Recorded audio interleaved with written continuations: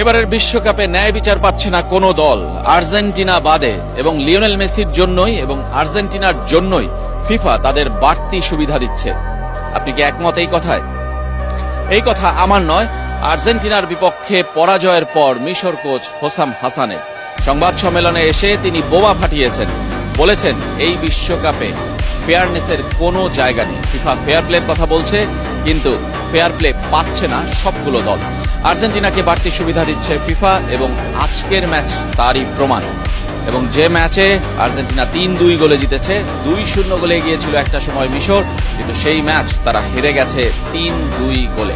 রেফারির দিকে আঙুল তুলেছেন তিনি, ফরাসি রেফারি ফ্রান্সিয়ে লেক্সটার।